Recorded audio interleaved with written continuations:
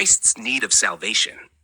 The concept of Christ's need for salvation is central to both biblical and Gnostic writings, where his humanity and divinity are emphasized as crucial to his mission of redemption. This dual nature, being both the Son of God and the Son of Man, enables Christ to conquer death and restore the Pleroma, a key theological concept in Gnosticism, and at the same time provides the basis for his role as the Redeemer of humanity, angels, and even the divine realms. The Nag Hammadi texts, particularly the Treatise on the Resurrection, offer a profound perspective on the necessity of Christ's dual nature.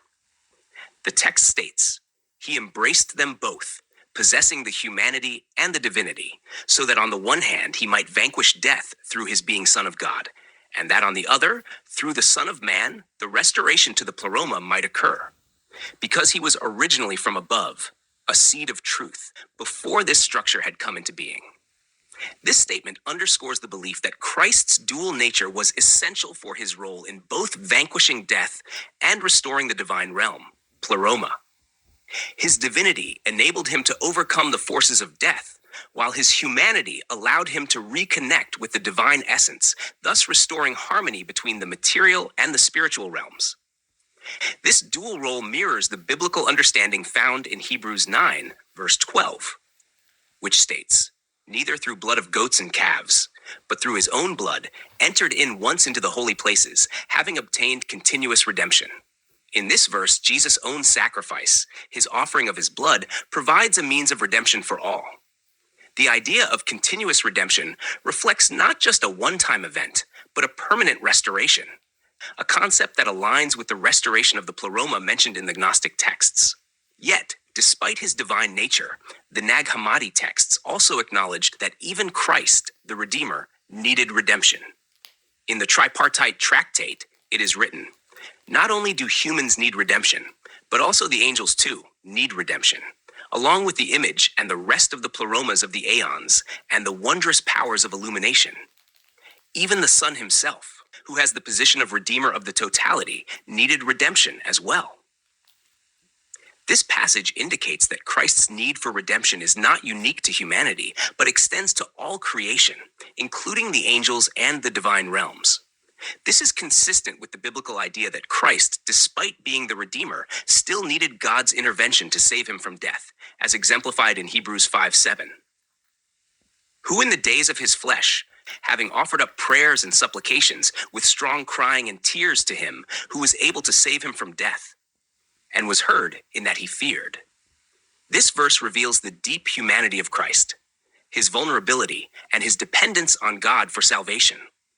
The fact that he needed to plead for deliverance from death demonstrates that, while he was divine, he was also fully human and subject to the same limitations and frailties as any other human being. This affirms that Christ's humanity was essential for his mission, for through his human nature, he experienced the full scope of human suffering and death. The need for redemption is not confined to Christ's humanity, but extends to all of creation. The redemption of Christ is, in fact, the redemption of the entire Pleroma. The Nag Hammadi texts emphasize that Christ's sacrifice was not just for human beings, but for the angels and all the divine realms. Since he gave himself for each thing which we need, we in the flesh, who are his church. Now, when he first received redemption from the word which had descended upon him, all the rest received redemption from him, namely those who had taken him to themselves.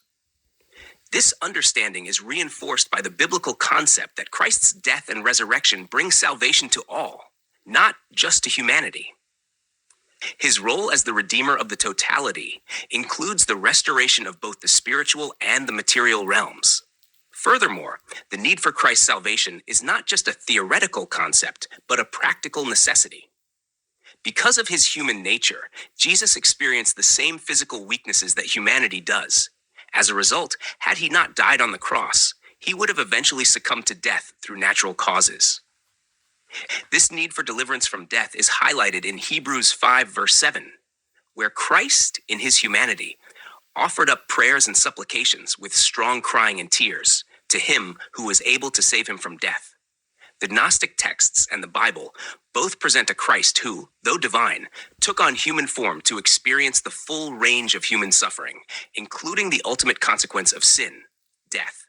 His death was not only the death of the physical body, but also a victory over the spiritual death that separates humanity from God. Through his redemption, he restored both humanity and the divine realms, reconciling all things to God, as expressed in the concept of the restoration of the Pleroma.